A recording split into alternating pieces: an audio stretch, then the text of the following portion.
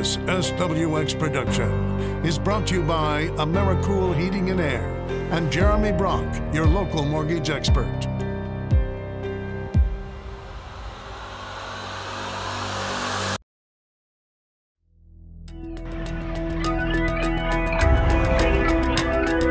Prosser has a sign when you drive into town that says, "A pleasant place with pleasant people." It's a small town, right? But Friday nights, people are at the football game because that's what they do.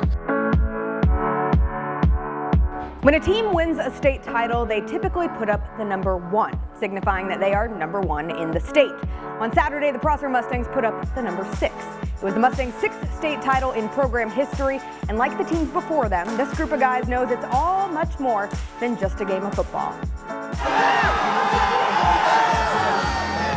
This is what you dream about since you're a little kid. This is why you play great kids. This is why you work out in the summer at 5:30 in the morning. This is why we work so hard. I played when I was a young kid on the sideline. I remember saying I want to be like them, winning the state champion. That's amazing. I mean, we have a town of about 6,000, maybe. You know, it's over 5, and for us to fill this dome like we do, you know, we know we're playing for more than just ourselves. If you didn't know that their colors were red and white, you would know that when you walked into the stadium. I mean, it's like there's just Prosser pride everywhere, and it's really intimidating to go in there as an opponent, because you're just like, holy crap, you know, you like, especially I went to Hanford, and back in when I was there, our football team struggled a lot, so it was not necessarily the best atmosphere. But then you'd go watch a game in Prosser, you go watch a game in Ellensburg, and it's just like, holy mackerel, this is just, it's insane.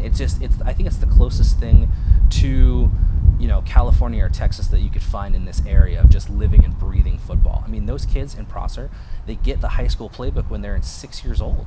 And that's what they run the whole time. So by the time they get to high school, they've been running the offense and defense for 8 years. He'll block for his quarterback. Going deep, what a throw by Weinman. Hayden Hicks, how about 3 touchdowns on your night? Just the feeling you have walking out onto the field under the lights and seeing the crowd, it's just an amazing feeling you get being around your whole team and amazing coaches and playing in front of your community. Well, just being a kid, always watching go into Friday Night Lights and watching them, it's always just been like a dream to play under the lights like they were.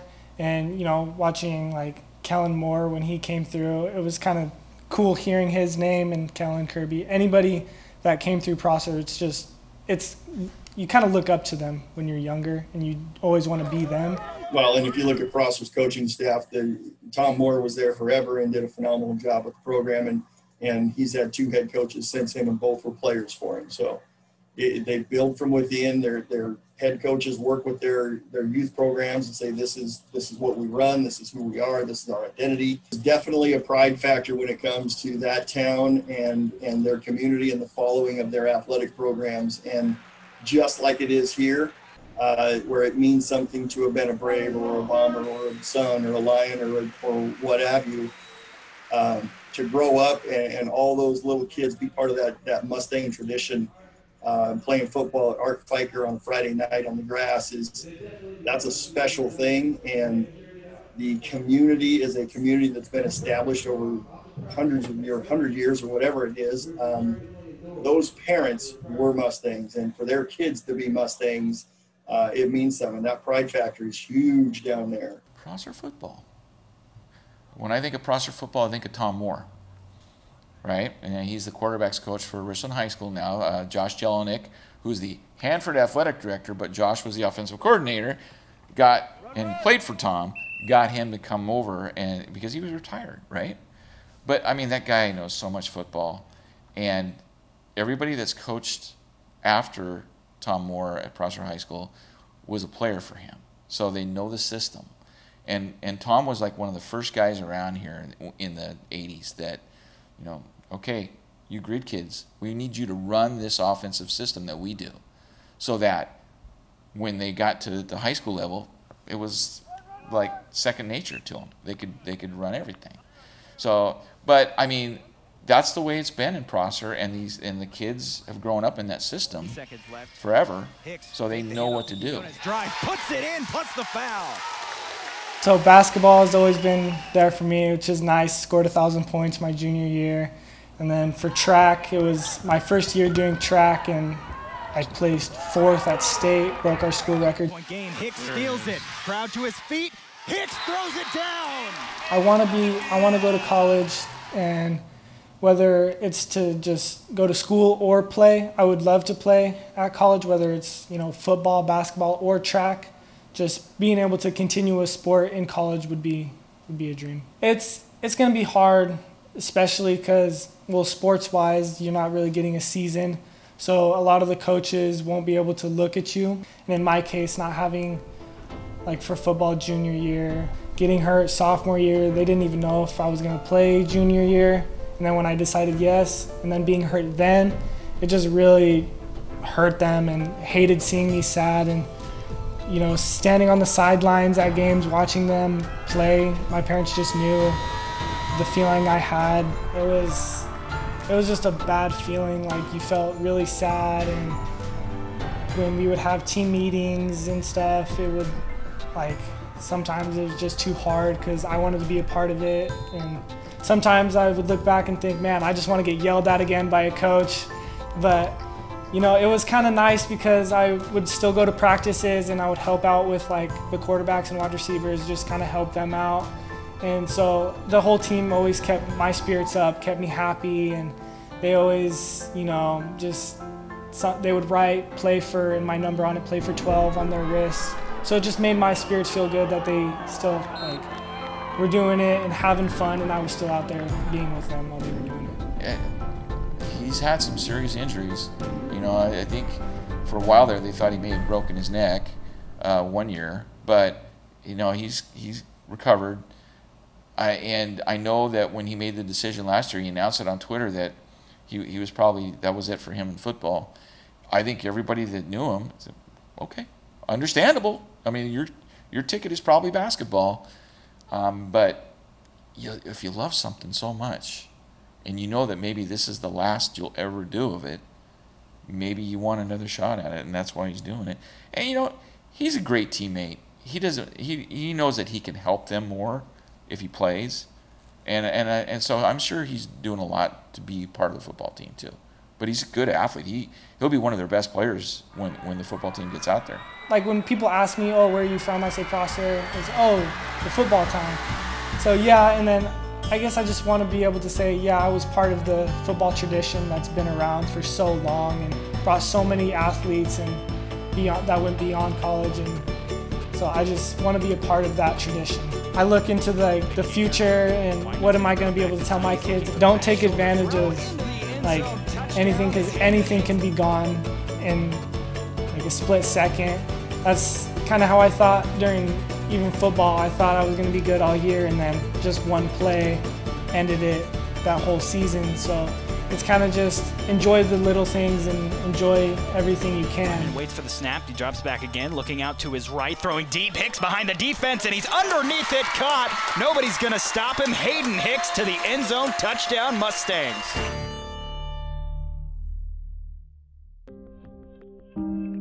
Fields and classrooms are empty, which means the youth have more time and less restrictions.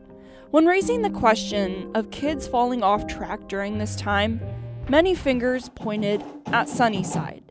From the outside, that's understandable. Taking a look at the demographics, more than 22% of the population lives below the poverty line. Nearly 75% of residents don't speak English at home, and the town has a median household income of under $43,000.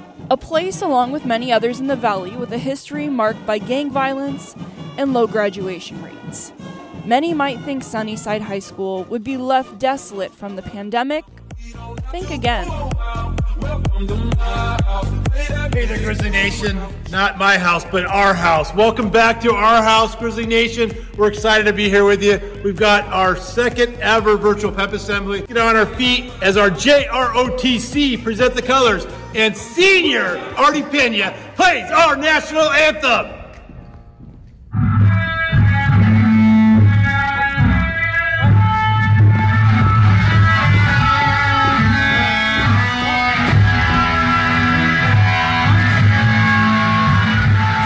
If somebody would have seen me in the gym, we did some pre-recordings, they probably would have thought I had just lost it, because, I'm in there yelling at the stands and doing spell outs. But it was really just trying to continue to have a sense of normalcy and things for our kids and our staff to hang on to. And it's amazing because it's not just the students love doing these things. But our staff would email and say, hey, thanks for doing morning announcements. Thanks for doing that pep assembly. Thanks for helping us feel like we're still part of Sunnyside High School. We separate, we're a trimester school. And then a few years back, we do it the first day of every tri, we call it our trimester kickoff. And we started calling it our chapter 1, chapter 2, and chapter 3. So every year there's 3 chapters in your school year. And by the time you're a senior, you had 12 chapters in your high school novel. And we just try to, every time we challenge the students to make the most out of your chapter, learn from mistakes from the previous chapter. We just did so we obviously didn't do the assembly, but we did a chapter 1 video.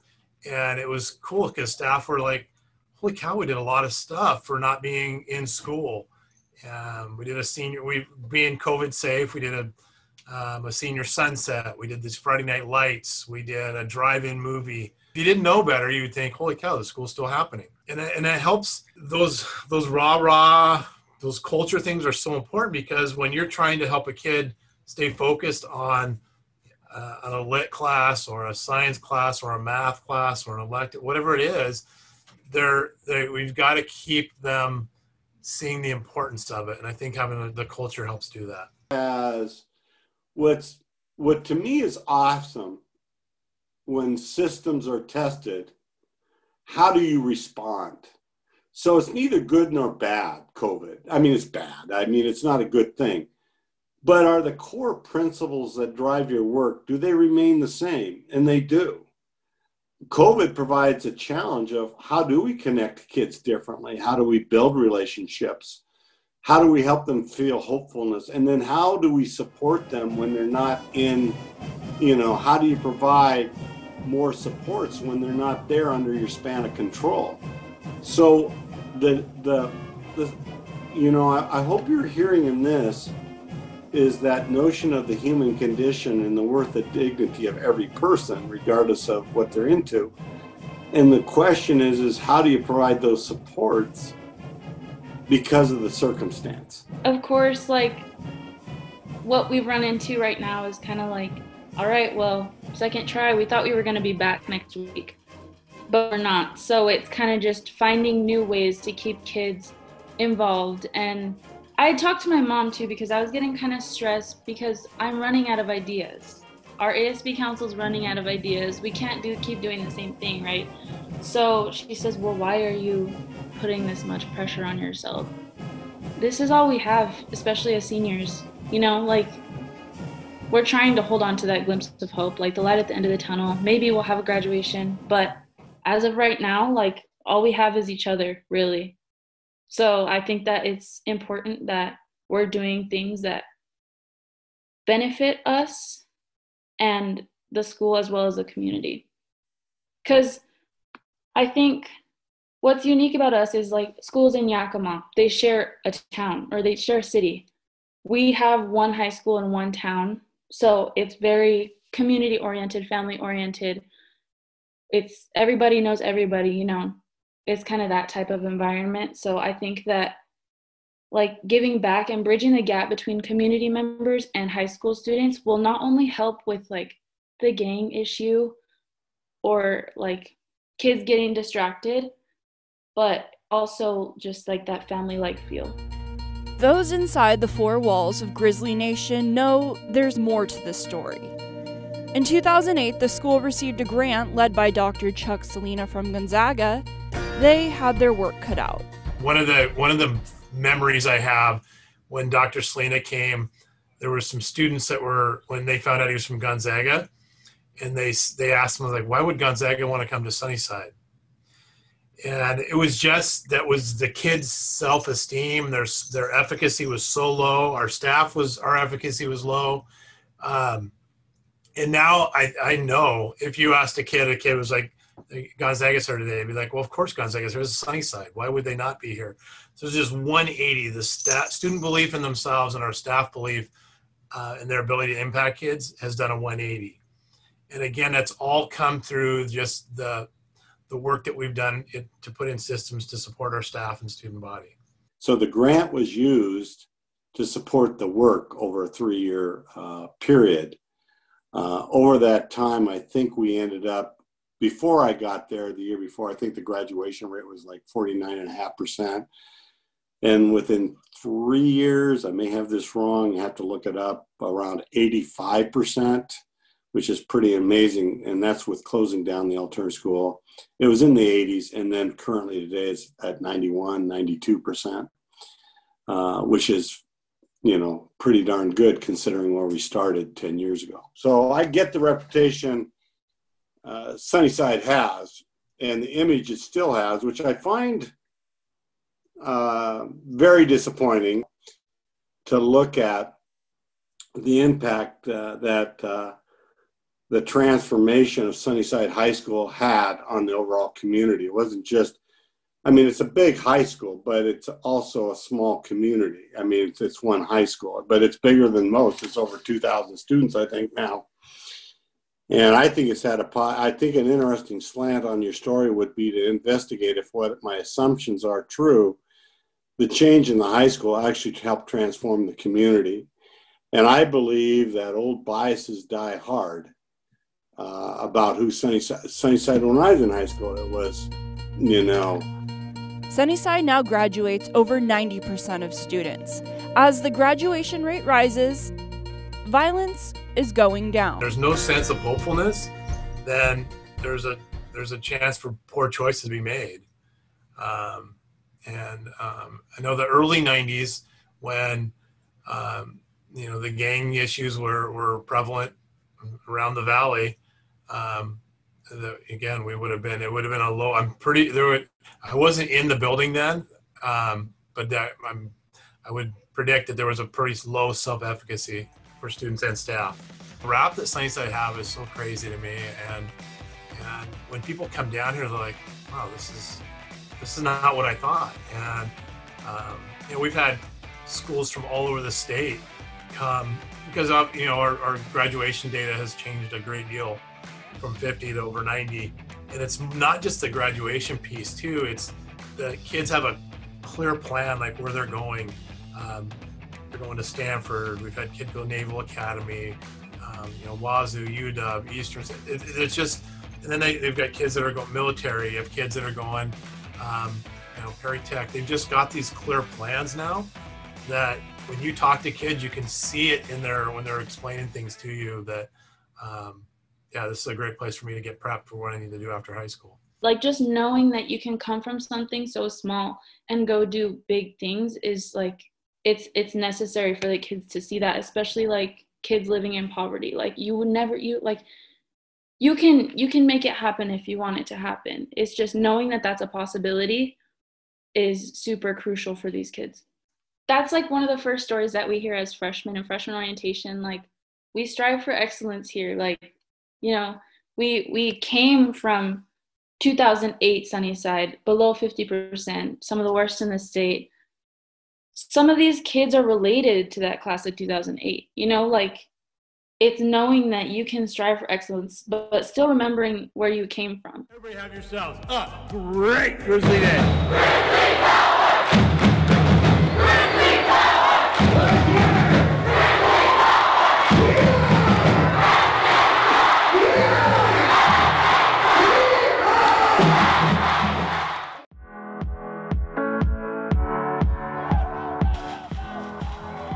And how do sports play into this? It's more than that. It's a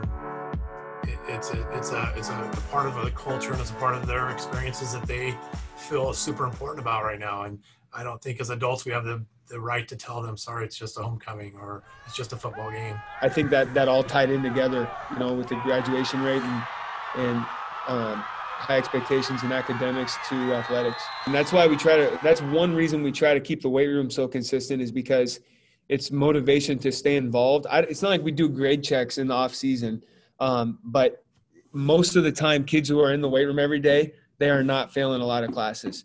And when we got out here for football, I mean, F rates everywhere were not good.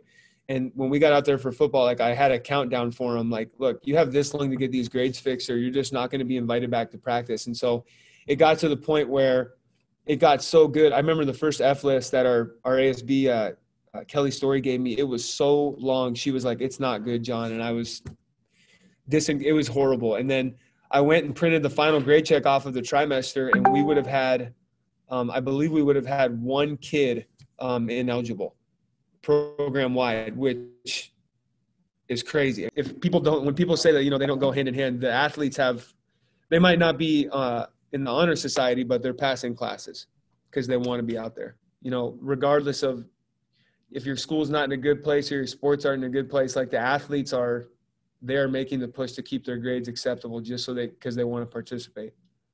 Are teams scared of coming to Sunnyside? Wait, because they're going to get beat or what?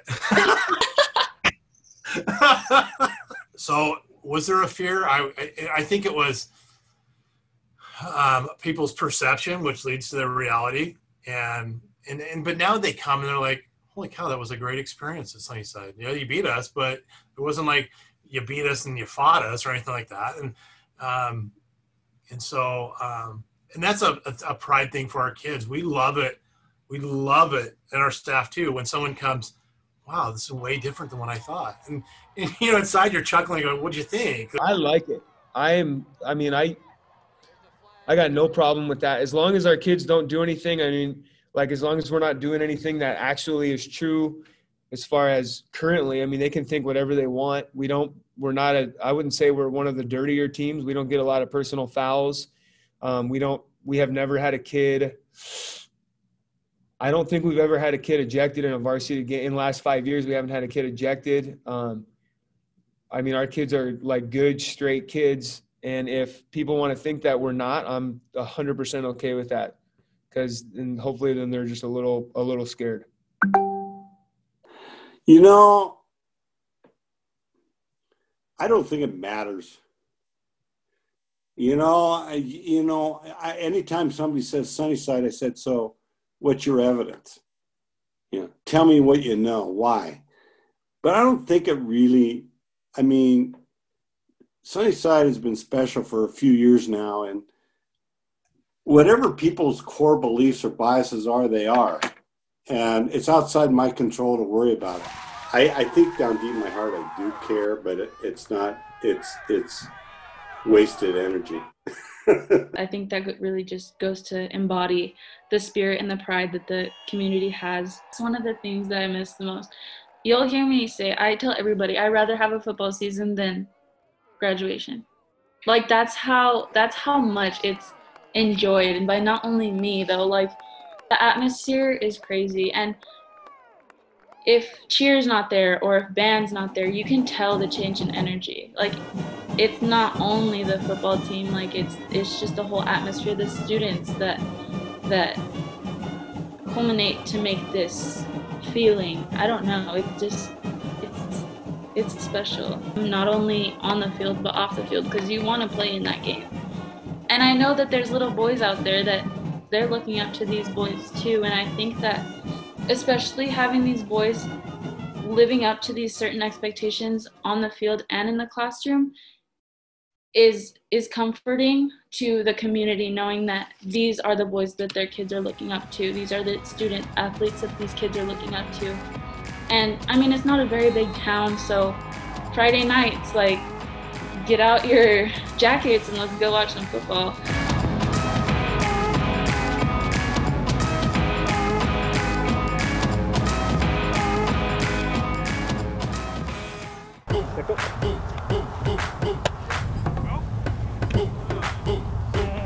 That's pretty right there. I'm out in Sela where the Vikings football team is having practice. Yes, practice. Over the past several months, their interactions have been much like us right now, through a screen. But today, they took the field for the first time this season. Once we got to phase two, it was a quick turnaround, quick transition to be ready and prepare for what we're doing, and the local county health district allowed the school districts to make those decisions and open up these opportunities. We're in pods, so that means 6 players, and a coach. So we have 6 players, 1 coach, which we work on social distancing, as you can see. And then each pod needs to remain at a minimum of 30 feet apart. So it does change the dynamics of what we're doing, different than a regular practice in the fall or in the summertime.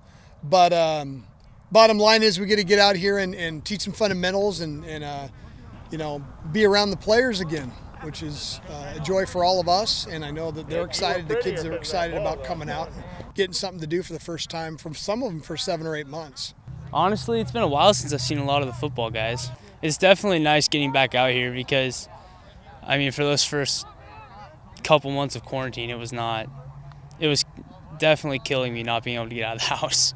But I think this will be nice. This will definitely help. I don't feel like anything's really been normal since everything got shut down, but I feel like we're just going steps closer, and this is definitely a bigger step than what we're used to, which is nice. It's pretty awesome. I had a big smile on my face when I pulled up in the parking lot, watching everyone get out of their car and getting ready for practice. I think it's good for the team because now we're getting out here and we're exercising. I know some of them have been they had their home gyms and they've been working out, doing jogs. But I know some of these guys have been kind of lazy, haven't been mentally putting themselves to the test. So I think being out here is going to help us really good to get our breathing and running strong and just get us mentally prepared for the season. Hopefully we have. Well, I think this is big for social emotional wellness for the players and for the coaches as well. The coaches have gotten together a little bit at times and had some meals and social distance and just fellowshipped. I think, but for the players, some families are strict and won't allow them to go out and hang out with their friends, and some families are a lot looser. So being able to come out here in a safe, controlled process environment, it's big for them. I think it's going to be big for their mentality and hopefully encourage them and lift them up for the rest of the trimester.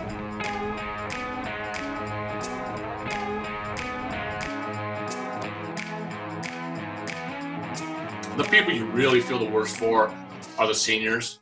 I mean, I'm going to have another season. Our other coaches are going to have another season. Our freshmen and sophomores and juniors are going to have another season. We hope. But those seniors, I mean, it's so hard for them because we had a bunch coming back too. I mean, we were really going to be an experienced group this year, and it's really hard on them because that's it. You get the one shot. And, trying to make the most of it, and all of a sudden it's just taken away from you.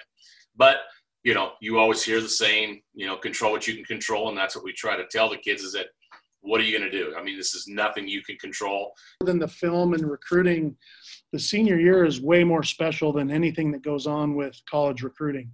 My senior year in high school or college is something I'll never forget. And it's a special time for these kids. And I, having a daughter myself that was a senior a year ago that lost her spring sports and that camaraderie and competitive ability to go out and have fun. It was hard to watch those kids go through it, and it's hard to watch these seniors go through this. And I do tell you this for myself, our coaches and the players in this program, you definitely don't take it for granted. Every time you get to go out there, you're doing something special.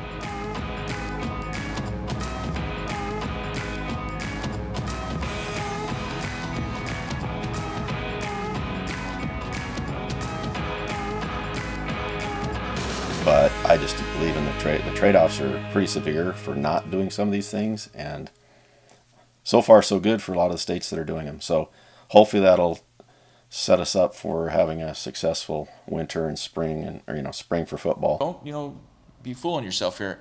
Every coach in this state right now is watching what's going on in Utah, what's going on in Montana, what's going on in the Dakotas. They want to see how in Idaho. They want to see how this goes. Because they want to be able to say, if they can do it, we can do it, and they should. I would hate to be a college football coach right now with everything that they got thrown at them in terms of the COVID players, the scholarship situation. How is it? We're still figuring out because each school's only allotted so many scholarships. But what are you going to do with those that are going through the pipeline that are sitting out for COVID? their scholarships have to be then guaranteed the next year. What is that going to do for the incoming classes as well? You know, those are questions really that I don't think anybody's thought about or talked about in the grand scheme of things, and how is that going to affect the numbers, because they have to keep bringing in new kids. I have talked to a couple people that looked at tape of a couple of our kids and said, we'd love to have them, I don't think we have room, just because of their numbers of offers have drastically been reduced because they've got those kids that are coming back. So it's as if this season didn't happen, you know, in terms of, you know, even sounds like that the conferences that are playing this year is not counting as an eligibility year. I think that's the right thing to do. That conversation is far, far, far from being over. Because as we know, there's significant financial obligations to increasing a scholarship allotment at any university.